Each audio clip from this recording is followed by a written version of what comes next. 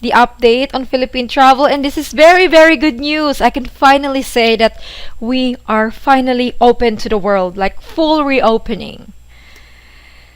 What we have been waiting for, no, the official announcement is here. It was delivered by the DFA Undersecretary Dodo Dulay.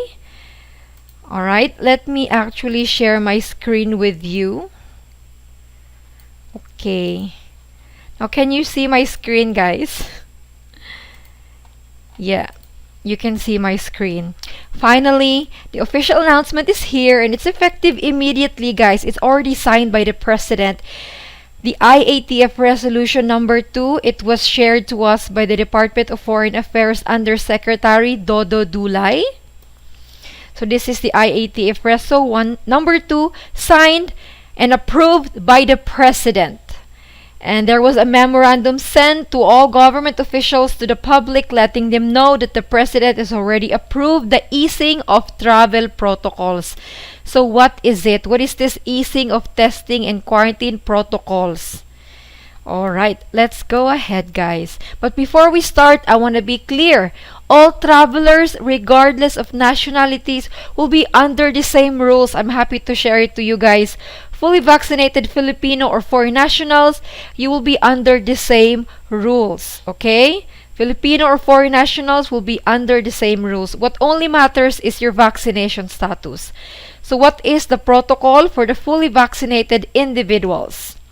As long as you're fully vaccinated, guys, pre-departure testing, whether Filipino or foreign nationals, shall no longer be required. Yes, before you needed to have a booster, pero booster is totally irrelevant now for travel to the Philippines. As long as you're fully vaccinated, no need for pre-departure tests. Again, in Filipino, basta fully vaccinated ka, hindi mo na kailangan magpa-test. Okay? Guys, please don't send your comments yet because I won't be able to read it. I'll read your comments or questions after we finish the presentation, okay? So going back, as long as you're fully vaccinated, guys, no need for testing. No need for testing as long as you're fully vaccinated. So let us be very clear who is considered fully vaccinated. As long as you have completed the 2 doses. So for example, you have first dose and second dose of Pfizer or Moderna or Sinopharm or Sinovac. You know, they are accepted brands of vaccines. You have completed 2 shots, then you are considered fully vaccinated. If you have 1 shot of J&J, only first dose of J&J, you are already considered fully vaccinated.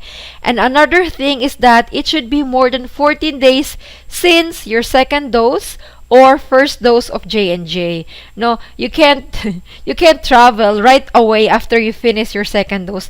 Wait muna ng 14 days. But I know majority of you have been vaccinated a long time ago, probably last year or early this year. And don't worry, guys, if you receive your vaccinations in 2020 or 2021, it will still be accepted. In the Philippines, walang expiration. So it doesn't matter when you got it, whether it was last year or 2021, it's still accepted as long as it is more than 14 days. And important is that you present accepted vaccination proof, of course. And they are not strict. The Philippines is not strict. Even if you have, let's say, a Japanese vaccination proof, it is accepted as long as the date, your complete name, and the brand of the vaccine is there. It's accepted. So when it comes to accepted vaccination proof, we're pretty flexible. WHO yellow card is accepted. If you're vaccinated in the Philippines, VaxCert PH is accepted. National or state digital vaccination certificate is accepted. As long as it is a vaccination proof card or certificate issued by a government, it will be accepted. So wherever you are in the world, whether you got vaccinated in Africa, in North America, in Antarctica, as long as the vaccination proof is issued by a government, accepted in the Philippines. Accepted po yan. So, guys, if you're fully vaccinated, the main thing that you need to do really is to register to e-arrival card. And as we mentioned in our last video, really, I strongly suggest, guys, to register to e-arrival card before your flight. Now, e-arrival card is still required for entry to the Philippines. Again, if you're fully vaccinated, no need for testing, just register to e-arrival card. For senior citizens or people who find it difficult, you can still do it upon arrival in the Philippines. BOQ will help you, but expect that you will have to line up. That's why I suggest to do it before arrival. Moving forward, this is very exciting news for the unvaccinated. No need to quarantine, guys. Even if you're unvaccinated, partially vaccinated, or if your vaccination cannot be verified, let's say you lost your vaccination proof and wala na talaga. There are some OFWs who have messaged me na they have lost their vaccination proof na daw and wala na daw silang way para makuha yun. That's sad, pero at least wala ng quarantine kung wala ka talagang proof. So this is with the protocol for the unvaccinated, partially vaccinated, or vaccination cannot be verified. And they have adjusted the age, guys. Before, diba, 12 years old, but the protocol will be if you're unvaccinated or partially vaccinated Filipino or foreign national, 15 years of age or older, you will have to present a negative test result. Must present pre-departure test result. If you are unvaccinated, partially vaccinated, 15 years old or older. What is this test? Rapid antigen test. It can be remotely supervised or it can be laboratory based. But it must be administered or certified by a healthcare professional. So you still need to get a certificate. You can't just buy rapid antigen test kit from the store and then do it by yourself, tapos bring the test kit to the Philippines without a certificate. Hindi yun pwede. Kailangan may certificate ka issued by a healthcare professional. So it can either be remotely supervised or laboratory based. And it should be taken within 24 hours before departure. And layovers, they're not counted as long as you stay inside the airport during layover. Now, it's very common, especially if you're coming from Europe or North America, na your travel is more than 24 hours. Don't worry. No, layover is not counted as long as you stay inside the airport. Hindi ka nalalabas. So, the basis is within 24 hours before departure. No, from your origin country, yung original kung saan ka talaga nanggaling. Okay? While, Jennifer, what if I don't take the test before my trip? What if I fail?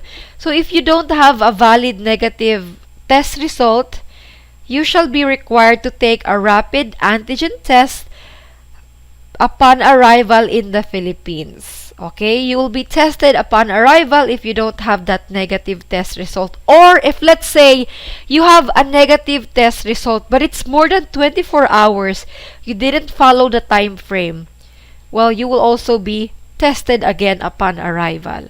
So without a valid negative rapid antigen test result, you will be tested upon arrival at the airport.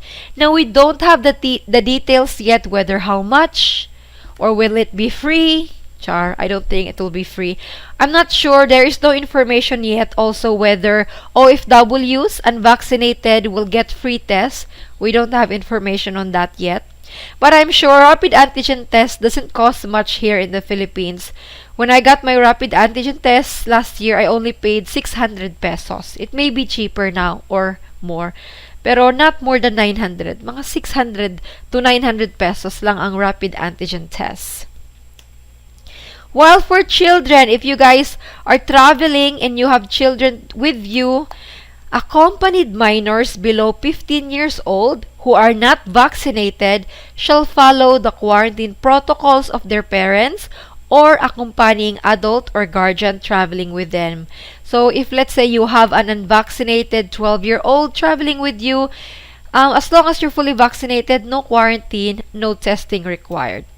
However, minors below 15 who are traveling by themselves. You have teenagers going home to the Philippines and they are not accompanied by adults. If the minor who is traveling without adults or without adult company, if they're fully vaccinated, no need for test. If they are unvaccinated, they need a test. Okay? If they are traveling on their own without adults. May teenagers kayo or mga batang papapauwi nyo ng Pilipinas, walang adults na kasama, kung unvaccinated sila, magpapatest pa sila, guys. Pwede naman upon arrival. Although I have a warning, for those who are planning, unvaccinated travelers who are planning to avail the test upon arrival, naku po, warning guys. Because in the IATF Resolution Number 2, any inbound traveler, whether Filipino or foreign national, who shall test positive for the test upon arrival shall be subjected to quarantine and isolation. Ayan. We don't want that. Imagine, you're so excited. Finally, you can come to the Philippines without quarantine. You avail the test upon arrival. Boom! You got a positive test result. You end up in quarantine, whether that's hotel or home quarantine. It's risky. Sometimes you can still test positive without having any symptoms. You guys know that. We've been in the pandemic for 2 years. So, my suggestion guys, unvaccinated, partially vaccinated travelers, magpa-test. It's the best thing is to just take the test before arrival in the Philippines to avoid any unnecessary surprise of getting positive test result. Yun lang. Pero if you really have no choice, go take the risk. It's totally up to you. It's your choice. So that is all about the update, guys. So far, I haven't seen any advisory from airlines or immigration yet. It may siguro tomorrow or 2 days later. Let's wait for that. But don't worry, guys. This is official, and it's already effective, guys. I'm wondering though, people who are in quarantine right now, are they covered? Hopefully they are. They should be. Actually, IATF already issued this resolution since tignan natin. As early as October, when was that? October 4, but the president only signed it last October 28. See the gap? No, napakatagal niyang pinirmahan. Anyways, we're just happy that this is already official. This has been signed. You expect that immigration, the Bureau of Quarantine, DOH, all the agencies, airlines will also issue their own advisories. And I will give you a copy of the announcement by DFA Undersecretary, and the comment section, guys, are in the description box. Right now, let me hear your chats.